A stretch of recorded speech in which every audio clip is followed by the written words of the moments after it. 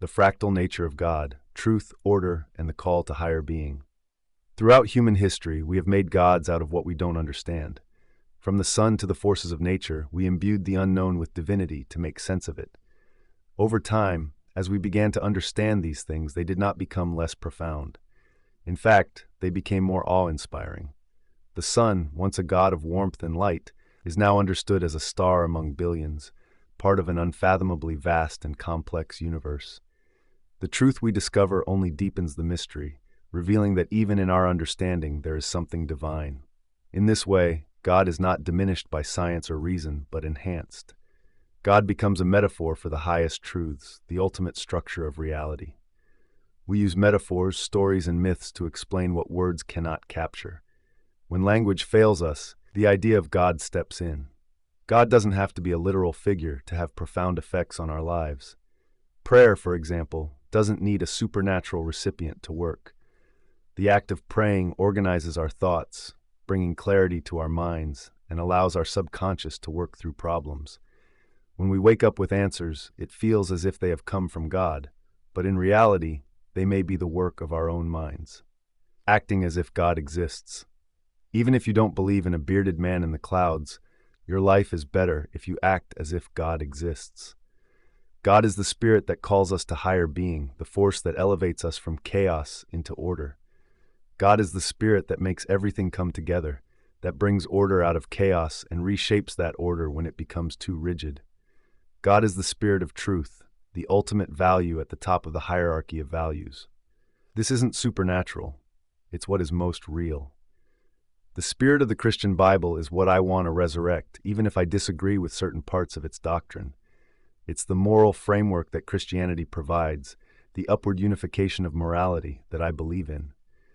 Morality unifies upwards into something like God, the great mover, and it unifies downwards into the devil, the personification of chaos and evil. Without this upward movement, why would we act at all? Every decision we make is either better or worse, and these choices aggregate into something larger, a grand moral direction that pulls us upward.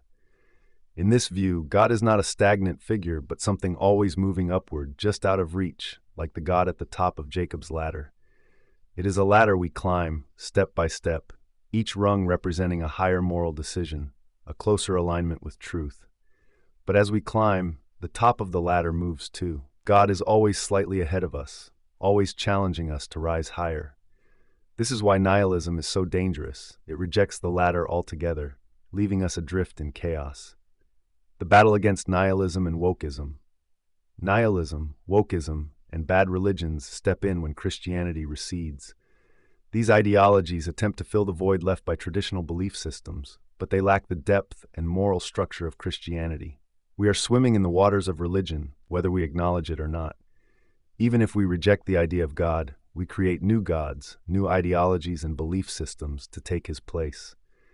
The stories of Christianity point us toward the heavens, guiding us toward higher being, even if they are not literally true. They are metaphorically true, showing us the path to truth and order in a chaotic world. Today, Christianity and the West are under attack. Our churches, statues, and heroes are being destroyed. The moral framework that has guided the West for centuries is being dismantled. I now wear a cross because I realize how important Christianity is in pushing back against these destructive forces. Christianity is not just a belief system. It is the foundation that holds Western civilization together. Without it, we lose not only our moral compass but centuries of accumulated wisdom. The fractal nature of God. God is fractal. Just like a fractal pattern repeats itself infinitely at different levels, so too does God manifest at every scale of existence. Whether we look at the individual, the family, society, or the cosmos, we see the same patterns of truth and moral order.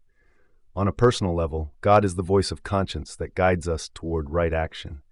In a family, God is the force of love and sacrifice that holds everything together. In society, God becomes the laws and institutions that enable justice and prosperity. And at the largest scale, God is the truth that governs all of reality. At every level, we encounter the same divine principles: order, chaos, morality, and meaning. God is the highest value in the hierarchy, and this hierarchy is fractal. It repeats across time and space, guiding everything from personal decisions to the rise and fall of civilizations. The structure of reality itself is built on this fractal pattern, with God at its center. God is truth and the eternal call to adventure. At the core of this understanding is the idea that God is truth. God is the spirit of truth incarnate, the force that brings order out of chaos and reshapes that order when it becomes too limiting. This process of truthful speech confronts the chaos of being and generates habitable order. This is the metaphysical proposition of God, the idea that through truth we can overcome chaos and create a world worth living in. God is also the voice of conscience, the call to adventure that beckons us toward greater things. This call is not just a personal one. It is embedded in the hero mythologies that have shaped cultures across time. The hero, like Jesus, dies tragically and is reborn eternally in the pursuit of higher being and truth. God is not a static figure, but a dynamic process, constantly calling us to rise above our circumstances, to confront the challenges of life, and to reach for the highest good. If we stare into the darkness for long enough, we will see the light. God in the hierarchy of men. In this eternal hierarchy, God is what selects among men. Men arrange themselves into hierarchies, and those who rise to the top do so not through tyrannical power, but through the ability to articulate truth and make moral judgments. Those who can speak the truth, who can navigate complexity with competence and clarity, are voted up the hierarchy by others. This process, played out over vast expanses of time, codifies the notion of God the Father as the ultimate judge of character and competence. This is not just a social phenomenon. It's tied to evolutionary biology. People who rise in the hierarchy are those who embody the principles of truth and competence. Over time, this process shapes the very structure of society. The question we must ask is, what should be at the top of the hierarchy? Today, the popular answer is tyranny, power, framed within the critique of the patriarchy. But the real answer is truthful speech, the ability to speak truth in the service of well-being. This truth operates across tremendous expanses of time, shaping human evolution and ensuring the survival of the species. God is transcendent reality. So what is God? God is the most real aspect of existence, manifesting across time and space, generations, guiding us toward higher being. God is that which eternally dies and is reborn in the pursuit of truth. God is the highest value in the hierarchy of values. God is the voice of conscience, the source of judgment, mercy, and guilt. God is the future we make sacrifices for, the force that drives us to create order out of chaos. God is not just a figure from ancient texts. God is reality itself, observable across the longest time frames. In conclusion, God is fractal. God is present in every aspect of life, from the smallest personal decisions to the grandest movements of history. At every level, from the individual to the cosmos, the same patterns of truth, morality, and order repeat. God is truth, the force that confronts chaos and brings about order, the voice that calls us to higher being, and the guiding principle that selects the best among us to lead. Whether we believe in a supernatural God or not, we cannot deny the reality of the divine in our lives. To live in accordance with truth, to seek the highest good, and to create order out of chaos, this is to act as if God exists. And in doing so, we participate in the eternal call to adventure, the pursuit of higher being that defines what it means to be human.